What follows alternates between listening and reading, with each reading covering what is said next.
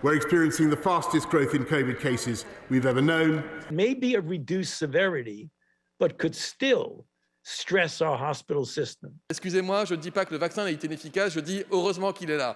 US, UK and France, world's three major powers, hit by Omicron, trying to figure out how to deal with the new, more rapid variant of coronavirus which causes COVID-19. British Prime Minister Boris Johnson on Wednesday said cases increasing at fastest rate ever, but defended his decision not to impose lockdown. The fastest growth in COVID cases we've ever known, with over 218,000 cases reported yesterday, although that included some delayed reporting. And potentially of greatest concern, case rates are now rising rapidly among the older and more vulnerable, including doubling every week among those over 60, with the obvious risk that this will continue to increase the pressures on our NHS. I'm confident that we can get through this wave of Omicron with the measures, with the balanced and proportionate approach that we are taking. And I'm glad to have her support, Mr. Speaker. And for the future, what we need is the multivalent, the polyvalent vaccines that can deal with any type of COVID mutation, any type of variant, as well as the therapeutics, Mr. Speaker, and that is what we're investing in. But now Omicron is so prevalent, these measures are having limited impact on the growth in cases, while continuing to pose significant costs to our travel industry. So I can announce that in England from 4 a.m. on Friday, we will be scrapping the pre-departure test, which discourages many from travelling for fear of being trapped overseas and incurring significant extra expense. We will also be lifting the requirement to self-isolate on arrival until receipt of a negative PCR, returning instead to the system we had in October last year, where those arriving in England will need to take a lateral flow test no later than the end of day 2. Together with the evidence that Omicron causes less severe disease than previous variants, and the way the public have conscientiously changed their behaviour in response to Plan B, this level of protection means we're in a very different position than during previous waves. I know some honourable members might therefore ask whether this means we can now do away with measures altogether, but I'm sorry to report that hospital admissions are rising rapidly, doubling around every 9 days, with already more than 15,000 COVID patients in hospital in England alone. We now come to the Deputy Leader of the Opposition, Angela Rayner. Thank you, Mr. Speaker. In October, the Prime Minister said that fears about inflation were unfounded. But working people across the country are starting the new year facing rising bills and ballooning prices. So how did he get it so wrong?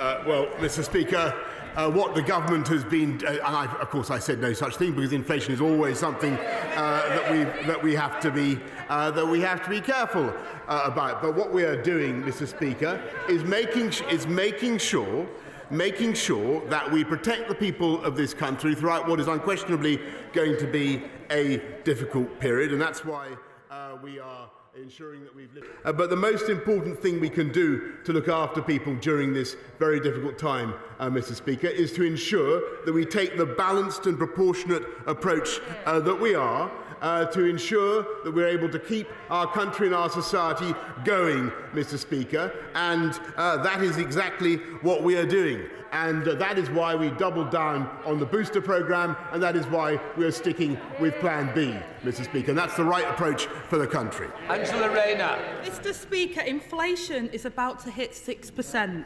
That's the highest rate since the early 90s, when the Conservatives have been in power for over a decade, marred in their sleeves with a divided party, a Prime Minister losing the support of his backbenchers and governing shambolically, and a Labour Party, Mr. Speaker, who is ready to take over and provide the Britain with a better future.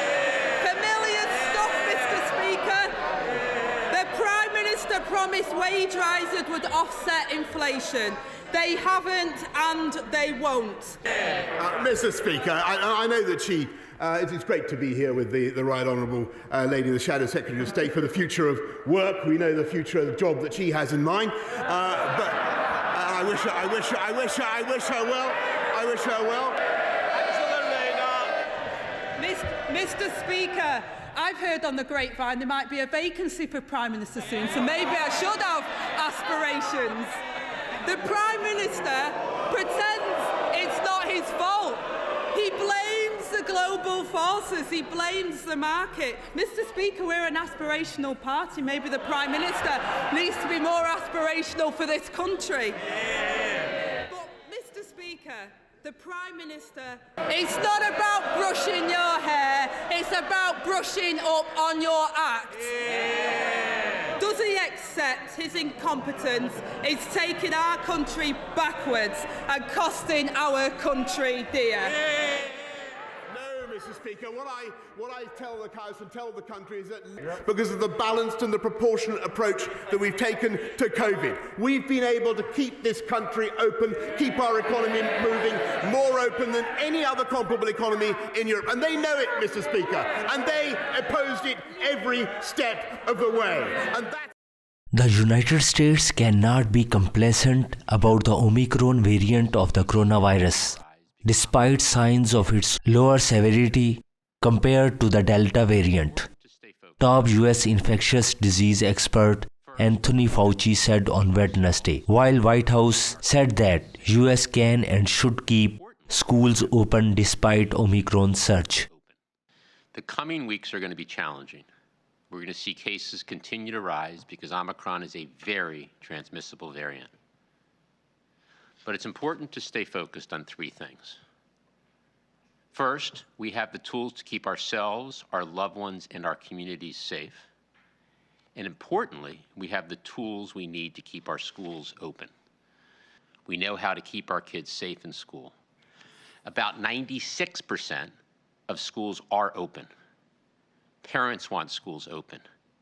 And experts are clear that in-person learning is best for kids' physical and mental health and for their education. And the president couldn't be clearer. Schools in this country should remain open. But the big caveat is we should not be complacent, since the increased transmissibility of Omicron might be overridden by the sheer volume of the number of cases that... Luckily, we have the vaccine. France health minister told French parliamentarians as COVID cases set new record. Excusez-moi, je ne dis pas que le vaccin est inefficace, je dis heureusement qu'il est là. Vous savez ce qui se passerait avec 300 000 contaminations par jour? Vous avez une idée de ce qui se passerait s'il y avait 300 000 contaminations par jour, si nous n'avions pas une population parmi les plus vaccinées au monde? Si vous devez imaginer ce que c'est, dites-vous que ce qui s'est passé pendant la première vague, c'était un niveau de contamination bien moindre à celui qu'on a aujourd'hui. Le vaccin, d'ores et déjà dans notre pays, il a sauvé des centaines de millions de milliers de vies, des centaines de milliers de vies, et nous continuons. In the US, 7-day daily average of COVID-19 cases is up 98%. France registered a record number of around 335,000 new COVID-19 cases, and Britain on Wednesday reported record COVID-19 prevalence for the last week of 2021, with 1 in 15 people in England infected.